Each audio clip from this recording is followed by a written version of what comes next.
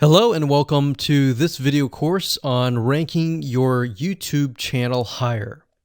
All right, so this is video number 1, and this is going to be the introduction to the YouTube video traffic course.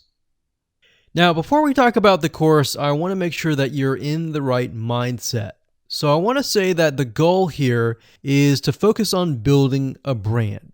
If you can start thinking that way, you're going to have a long-term strategy which will actually help you not only in the YouTube traffic and getting ranked on YouTube and getting natural organic traffic and all of that, but it'll also help you in many other ways as well. Now, while that may not make a lot of sense right now, it will in just a second. Now, this is not about throwing hundreds or even thousands of backlinks at your YouTube channel properties or videos. What you really want to do here is to focus on quality and not quantity here. And by doing that, it will actually help you in the long run, as you'll just see in just a minute. So before we get started and talk about the course, what I want to do now is give you a quick overview of what's inside this video course. Video number 1 is the introduction, of course. Video number 2 is what this is not about. And I want to make sure that I cover this because a lot of times when we talk about ranking on YouTube or Google or getting traffic or of any sort, there's a lot of assumptions that are made. So I want to make sure that we cover those assumptions and possibly roadblocks that are blocking your way. Video number 3, we'll talk about what Google wants and the strategy. If you understand what Google wants, then it'll make more sense on what the strategy is all about and how to implement it correctly. Video number 4, we'll talk about the ring, which is the strategy here. And of course, video number 5, we'll talk about how to automate the ring. Video number 6, we'll talk about account creation. And video number 7, we'll talk about how to outsource the account creation and the very tedious process of building the ring. And of course, video number 8, we'll talk about testing this out. And while that might seem a little bit simple, it really is and does take some time to make sure that everything works. So with that said, let's talk about getting started and what you're going to need. You're obviously going to need a product or service to sell. You're going to need to have a YouTube channel. You're going to definitely need to have money to outsource. If you do it yourself, it's going to take about a week or sometimes 2 weeks. But once it's set up and is good to go, then everything is automated. But at the end of the day, your time is valuable, so I recommend just outsourcing this process. But knowing how everything works and all of that will allow you to teach whoever you outsource this to, or you can pick and choose people that we will recommend that we have used personally to set things up for you as well. So with that said, let's move on to video number 2. Hello and welcome back. This is video number 2, and we're going to talk about what this is not. One of the biggest mistakes that we see a lot of people make is they assume that they know certain things, they know the strategy, they bring in what they already know and what they've seen work, and automatically assume that that is what the strategy is about. But by doing that, what ends up happening is we see that people set themselves up for failure. And we don't want that for you. We want you to be able to succeed as much as possible. So that's why I'm covering what this is not. All right. So to ensure that you're able to successfully implement this strategy, we want to discuss things that you do not want to do. So as I mentioned earlier in the previous video, this is not about throwing hundreds or even thousands of backlinks at your YouTube channel or at your properties. In fact, YouTube has become very, very smart in figuring out if you are actually gaming the system. So what we're trying to do here is think of a strategy that works long term. So you want to focus on quality and not quantity here. It's better to get a few backlinks that are of quality rather than getting thousands of backlinks that don't even relate to your content.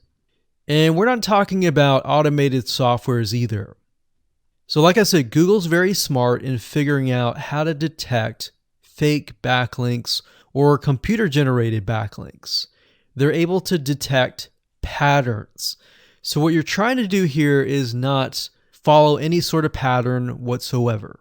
You want to make sure that it looks natural as possible, because otherwise Google will penalize you in the future. May not be this month, may not be this next year. It may be the 2 years later kind of thing, or it might be even this month.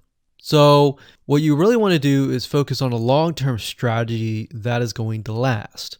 Now, obviously, we're not going to know exactly if the strategy is going to last or not, but part of the strategy is figuring out what Google wants and fulfilling that. Now, one secret to knowing whether a strategy will last or not is to ask yourself these questions. So this strategy, along with other strategies, you should ask this question over and over. Is this a shortcut? And does this seem spammy? And best of all, will this upset your visitors? So the people that are coming to your YouTube channel via google.com or any other site, is this going to upset them? Because if it does, then guess what? Google is not going to like what you're doing, because they care more about the people that go to Google or go to YouTube and type in a keyword. They care more about them because they are who they are catering to, essentially. So now that that is out of the way, let's discuss what Google wants, which is really the crucial step in understanding why the strategy will work. So now that you have an idea, don't upset the visitors. If it's spammy, if it's a shortcut, this is going to upset them, right? So what is it that Google wants in relation to this? Well, we'll talk about that in the next video. Hello and welcome back. This is video number 3, and this is all about what Google wants and the strategy. Now, we don't know exactly whether this is true or not, but based on the data that we have seen and based on the data that not only has worked for us, but for many others, is that Google likes brands. Now, it's not necessarily that they are particularly liking brands because brands make a lot of money or anything like that, but what we've realized are certain variables that make a brand stand out. So they don't exactly go out and tell people that they like brands, but based on the data that we've seen, we have seen brands rank better. So why is that? Why is it that Google seems to rank brands better? It's because brands last long term, and they oftentimes provide value. Remember, going back to what makes the visitors happy, it's the value that they are offering, right? At least the majority. So you'll notice that brands tend to have a really good following of fans that love their content. So why is that important? Well, their concern isn't really necessarily the brand, but giving people that are searching certain keywords on Google or YouTube, giving them what they want. Now, you'll notice that brands attract a consistent following as well. So Google likes it when they find that there's not only a good following, but a good engaging and good interaction. So their fans click and engage with their content more. And YouTube likes that. They love engagement. If you take a look at videos that rank really well, you'll notice commonality. And you'll notice that they have a lot of likes, they have a lot of comments. Essentially, they have engagement. And engagement is essentially the currency of YouTube. So whether somebody gets a bad comment or a good comment, a comment is a comment. A comment essentially, if you think about it, is worth about $1. Now, we're just saying that because it's like currency, engagement. Now, this means there is a higher CTR, or in other words, click-through rate. So if you have fans that really love a specific brand, they're most likely going to come back over and over again, right? So higher engagement is what Google likes to see. Higher engagement means that the fans really like the content.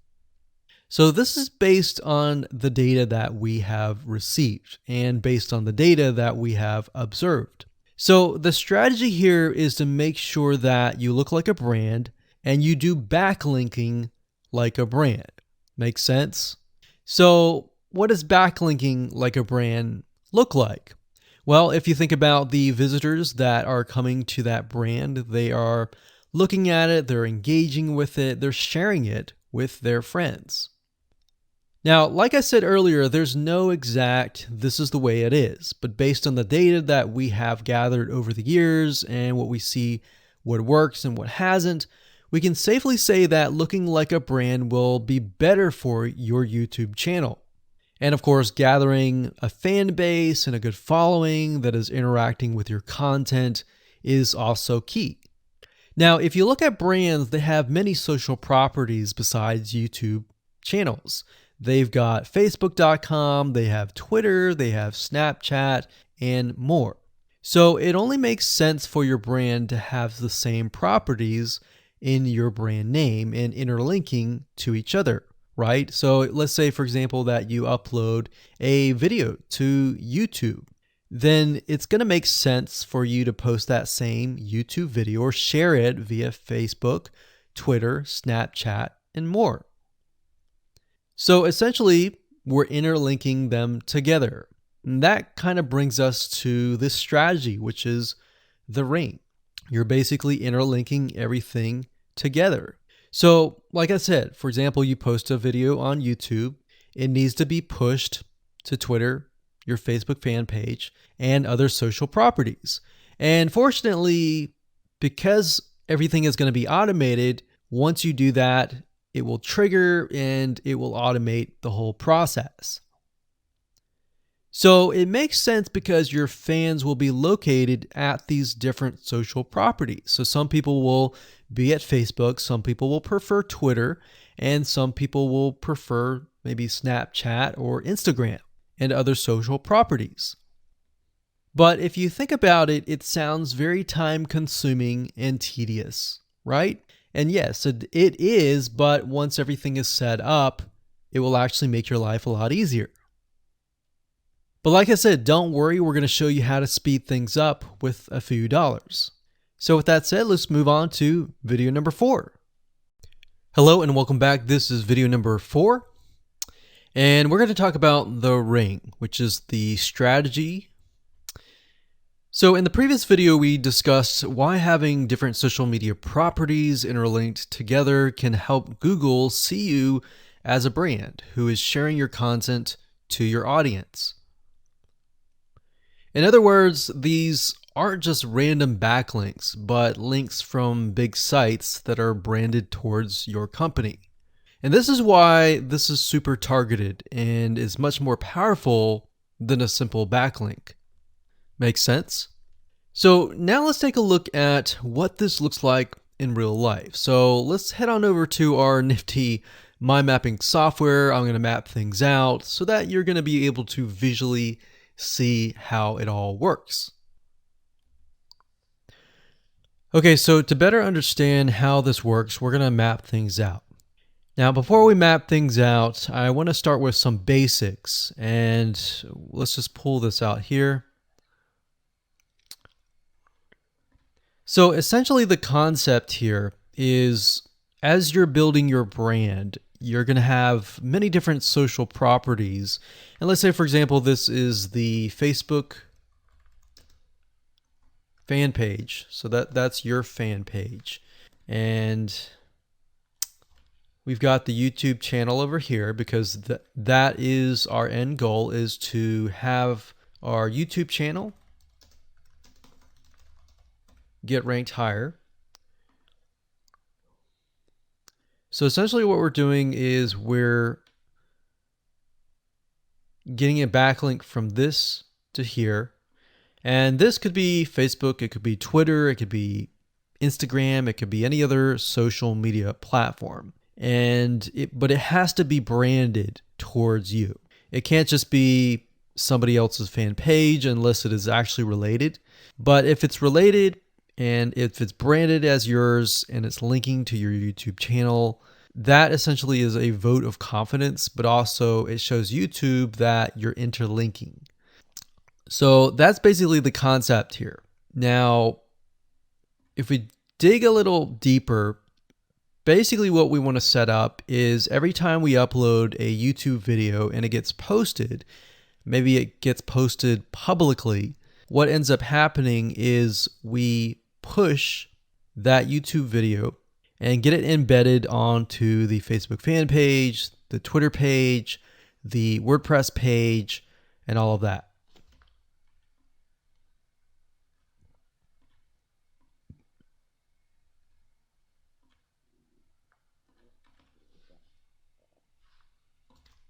So we'll put Twitter.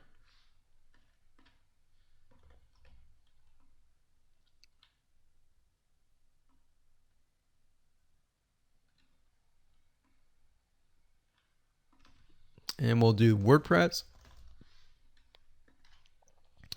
So as you can imagine, you've got the centerpiece here. You've got different social media platforms that are posted.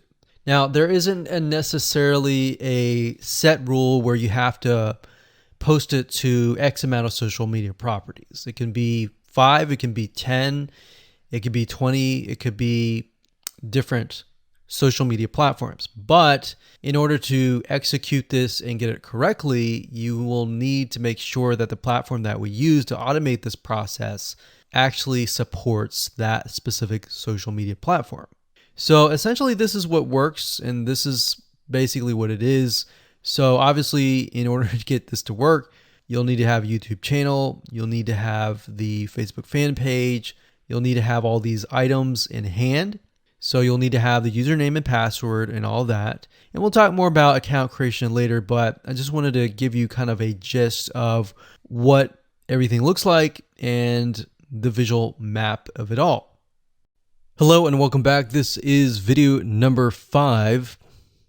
We're going to talk about how to automate the ring. Now that you understand how everything is interlinked, how everything is connected, and how you can kind of be creative and make your own ring. So after viewing the previous video, you can imagine how tedious and overwhelming it is to have to maintain the ring, much less get it set up yourself. But lucky for you, there is a way to automate it once you have set things up. It's getting things set up is the tedious process. Now, there's a software platform called IFTTT, and there's another one called Zapier.com that allows you to automate the process of moving content all around your social properties. So you could take a YouTube video and have it pushed to your WordPress site. And by pushed, I mean have it embedded on your WordPress site and then have it shared on your Facebook fan page, your Twitter page, your Instagram, and all of that. So you have essentially what we call triggers that whenever the trigger happens, then something else happens. So what IFTTT stands for is if, then, this, that. So if this happens, then what kind of deal. Now, between the two, Zapier will cost you a lot of money after a while. A lot of times they'll give you some free triggers and zaps, which is what they call it. And beyond that, it will cost money. Whereas with IFTTT, it's just as good, but it's free. So let's hop on over and show you how IFTTT works. Okay, so if you head on over to ifttt.com, that's ifttt, 3ts.com, you'll see this page. You can go ahead and create an account, and you'll find a lot of really cool, interesting triggers, is what we call it, in ifttt. So what a trigger is let's say you upload a YouTube video, and then the system detects that the video has been uploaded. What do you want to happen after that happens? So if YouTube video has been uploaded, then post it to WordPress. Then after that, take the post on WordPress, maybe post it elsewhere, or post the YouTube video to Twitter, and so forth and so forth. So as you can imagine, this does get tedious, but if you map things out, if you know ahead of time what it's going to look like, then you can simply look at it and say, okay, I'm pointing YouTube to Twitter. So anytime video has been uploaded to YouTube, then it simply gets pushed or embedded into Twitter. So we need to make a IFTTT trigger for that. So to do that, it's very easy. All you have to do is go to My Applets up here, and you can do a search for applets. Now services over here, I'm not going to click that, but this tab here allows you to essentially connect to all of the services that you're going to be using. So for example, as you can see here, I've got Tumblr to Weebly, RSS to Google Drive, a YouTube like to OneNote, YouTube like to Facebook page. And the reason why you might want to have YouTube likes is, let's say for example that you already have maybe 50 videos on your YouTube channel, but you want to find a way to get those videos embedded. So what we figured out is that YouTube likes is the way to go. So obviously you can't re-upload a video that hasn't already been uploaded and is already getting thousands of views. The way you go about it is create a YouTube like trigger so that you can simply like it, and then it gets posted to throughout your network. Now, as you can see here, you can easily get lost in the mix of everything. So that's why I said visually map everything out first, and then from that point, then you can simply go in and set things up. So like Blogger to Weebly, YouTube to Facebook, YouTube to Blogger, YouTube to Instapaper, YouTube to DIIGO, YouTube to Google Plus page via Buffer, and all that. And we got YouTube to Tumblr, YouTube to Twitter. So it can go on and on and on if you really wanted to, or you can simply pick and choose what you want and what you don't want and go from there.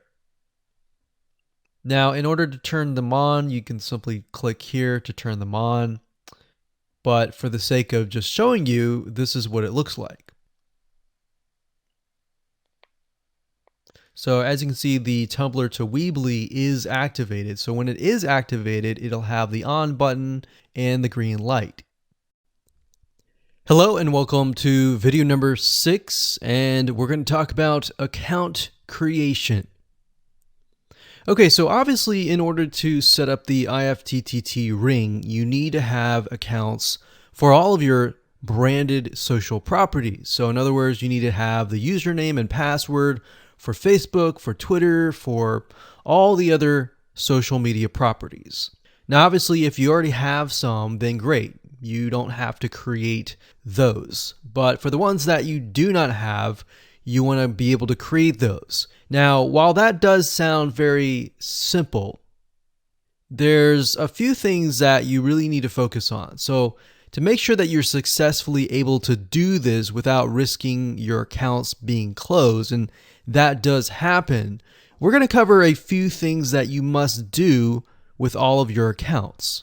In fact, some of our accounts have been banned or closed by mistake because it has to be done a certain way. So you need to make sure that you have everything correct. Now, first, you need to have an email address, preferably a Gmail account or an email account that is reliable. And you need to have one email address for that. Typically, you want to have something that is branded as well, because you never know with these social media platforms if they're analyzing every step of the process. Now, most social media accounts we have found require you to have a unique telephone number. So you will need to use either yours or you'll need to get one. If you don't have one and you don't want to use your personal telephone, there are several places to get unique telephone numbers that can be used for both voice and SMS. And the reason why you want to have it for SMS as well is because some of these social media platforms will send you a text message. Now, one in particular that we use is called line2.com. That's line2.com. And of course, there are many out there, but this is just one that we have tested and it works really well.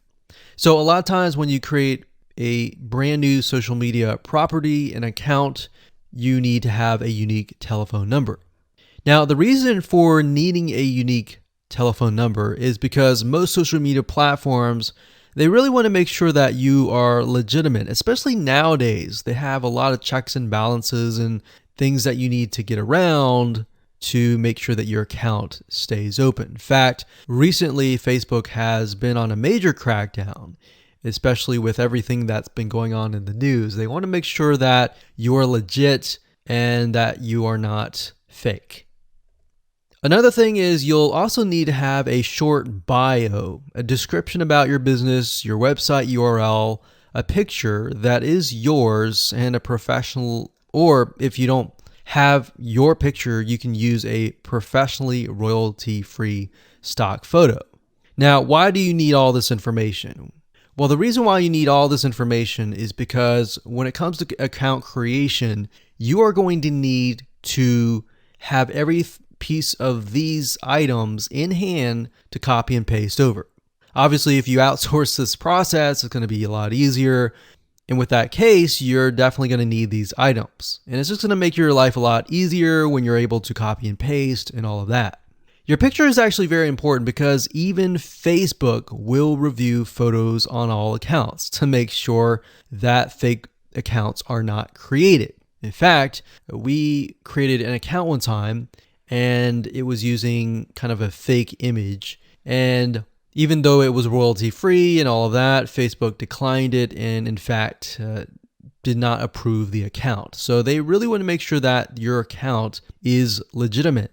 Now, it's best if you take all this information and you write it out in an Excel spreadsheet so that you have it in hand, you have the username and passwords of all the social media properties, and you can simply log in and begin to create the accounts.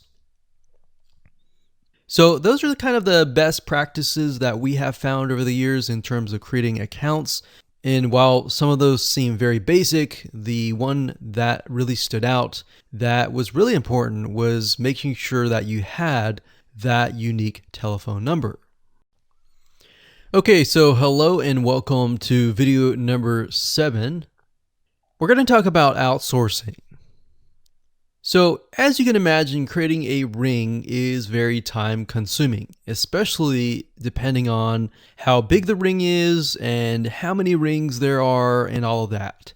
So it can go anywhere from a few hours to a few days to even a few weeks. And that's the reality of it, is it takes hard work, but once it is set up and running, then you will begin to get better search engine ranking and you'll be able to get more exposure. So like I said, it can take a week or two for someone who's never done this before. In fact, if you outsource it, it's most likely going to take about a week for somebody who knows how to get things done, because account creation takes a lot of time, and then connecting everything from the triggers to the if-else statements and all of that. So what we found over the years is outsourcing is worth it. It's only about $50 to $100 if your 2 weeks are worth more. Obviously, if you're struggling with money and time is of essence and you have a lot of time, then you can set these up yourself. But for the most part, we found that you really need to focus on your business and on whatever you're promoting. So go ahead and outsource this and it'll be worth your while. So let's discuss where you should go to find someone, and lucky for you, we've actually used several of these places. So we will show you particular vendors and freelancers that we have used so that you can simply just copy and paste. So what you want to do is you want to go to a specific website called legit.com with 2 I's. So LEGIIT.com. And when you get to this page, you want to type in IFTTT up at the top in the search bar, click enter, and then you're going to see a bunch of freelancers that can provide this service. So as you can see here, it says I will create an IFTTT network, and as you can see, there are like 4 different rings. So typically one ring will cost you about $50. So this guy here, his name is Gemini Guy. We've actually used him before and gotten fairly good results. And what he'll do is all you have to do is give him the information for, like I said, the accounts, and have the username and password. And what we usually do is we create a brand new email account. So it's nothing related to the old business accounts or anything like that. So it's a new email account, all the information on a spreadsheet, and then we send it over to him. He creates the accounts, and then he logs into your IFTTT account, which you'll need an account for that as well, and then he'll set everything up. There's a lot of people that are doing this type of stuff. Some are doing like video embeds, and that's another thing with YouTube. One ranking factor is the more embeds, the better. But the more embeds that are done on a branded social property or a property that is actually related to your theme, that is actually better.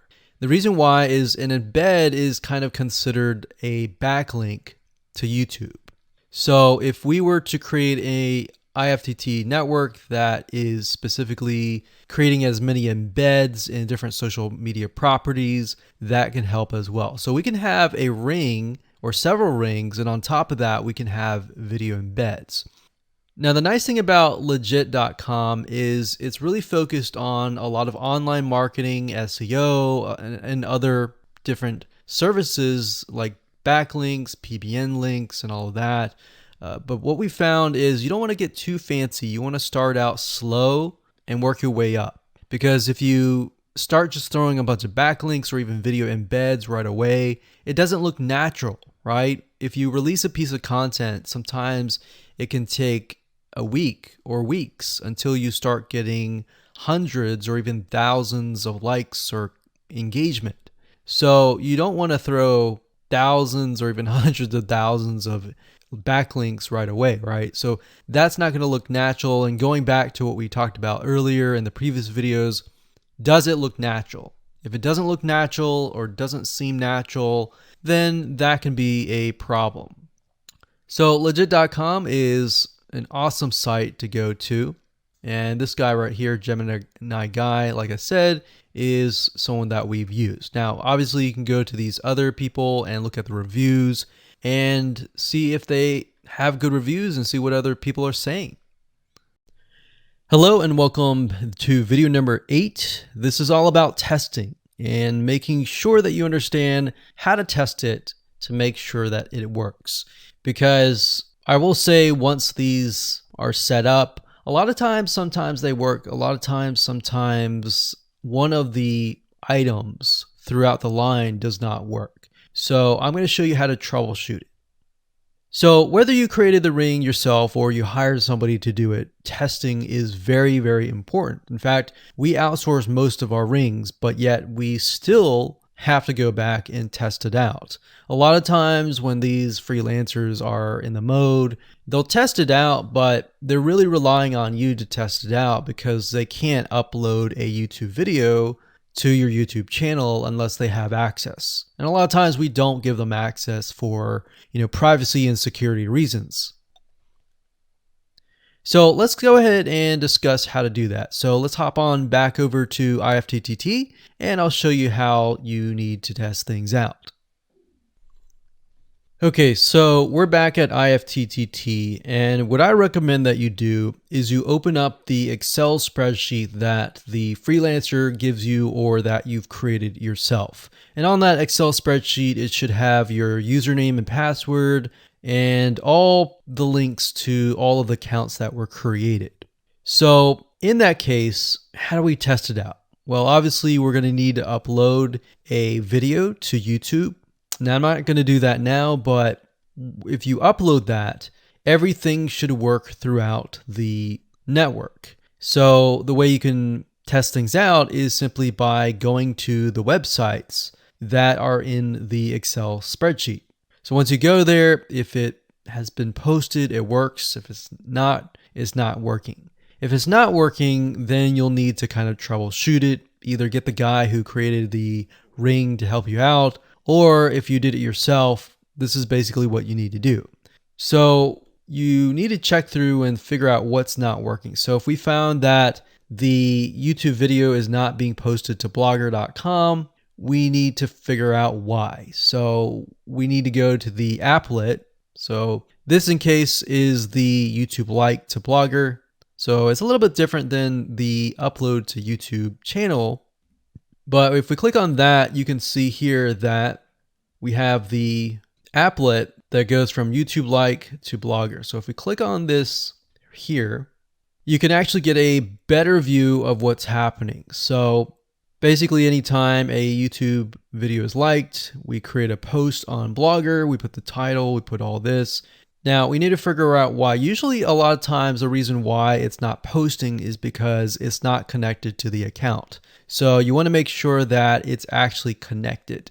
If it is connected, then sometimes you'll need to look at, for example, this. Is it posting the title and maybe not the video? Or is it not posting everything? If it's not posting everything, it usually means it's a connection issue.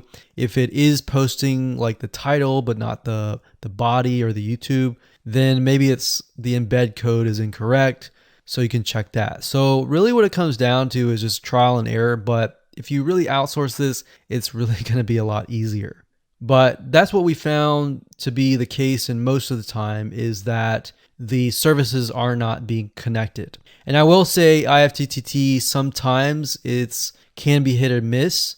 And sometimes in that case, the services may or may not be working. And that's really reliant sometimes on the YouTube channel, the social media platform, and all of that.